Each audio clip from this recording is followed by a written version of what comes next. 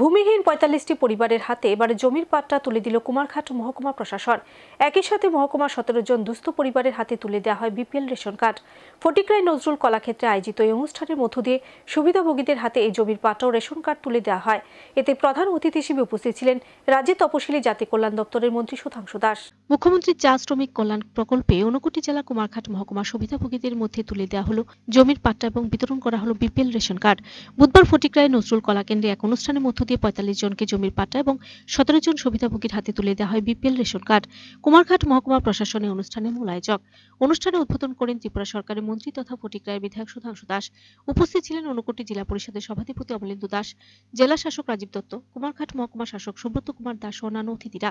অনুষ্ঠানে আলোচনা রাখতে গিয়ে মন্ত্রী সুধাংশু দাস বলেন, রাজ্যে চা শ্রমিকদের মৌলিক অধিকার দিচ্ছে বর্তমান সরকার। এই পাট্টা হাতে নিয়ে শ্রমিকদের আস্থানা নিশ্চিত করেছে সরকার। এটা আগেও করা যেত, কিন্তু বিগত সরকার তা না করে চা শ্রমিকদের দিয়ে ভোটের রাজনীতি করেছে বলে অভিযোগ করেন মন্ত্রী। বর্তমান সরকার অন্তিম ব্যক্তি পর্যন্ত সরকারি সহায়তা পৌঁছে দেবার লক্ষ্য নিয়ে কাজ করছে, আর এর ফলে মানুষ এসব সুবিধা পাচ্ছেন বলে দাবি করেন মন্ত্রী। এদিন সরকারি তরফে হাতে জায়গার পাট্টা এবং রেশন কার্ড পেয়ে খুশি সুবিধাভোগীরা।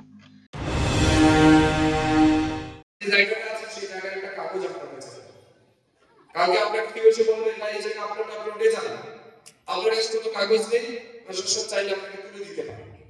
কিন্তু যখন আপনার কাছে একটা কাগজ থাকবে, ডকুমেন্ট থাকবে যে এই জায়গায় একটা জায়গা আমার নামে আছে, এই কাগজ দেখাবেন, তারপরে আপনি ভারতবর্ষের আইন অনুযায়ী আপনি সুরক্ষিত। এই ব্যবস্থা কেন বিগত সরকার করেনি, এইগুলি আমাদের ভাবতে হবে। তারা চিন্তাও করেনি এই সমস্ত বিষয়।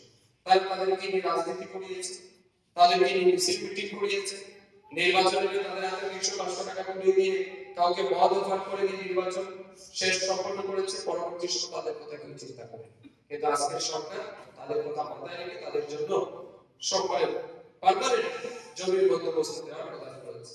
আজকে এখানে সম্ভবত ৭০-এরও বেশি যারা ল্যান্ড ডেভেলপমেন্ট পাবে, 70+,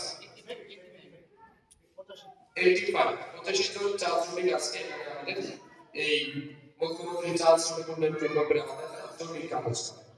এটা দেখুন আপনাদের জন্য কত সৌভাগ্যের বিষয়। এই যে বাসস্থানের ব্যবস্থা আপনার জন্য জায়গা দেওয়া হচ্ছে, সাথে বাসস্থান মানে আপনার ঘর তৈরি করে দেবে। প্রধানমন্ত্রী আবাস যোজনায় আজ প্রত্যেকের বাড়ি নির্মাণ হচ্ছে। কারো কারো বাড়িতে দুইটাও ঘর ঢুকছে, আমরা দেখেছি হয়তো রেশন কার্ড দুইটা আলাদা একই পরিবারে, তার একই পরিবারে দুইটা রেশন ঘর পেয়েছে প্রধানমন্ত্রী আবাস যোজনা। এখানে কালকে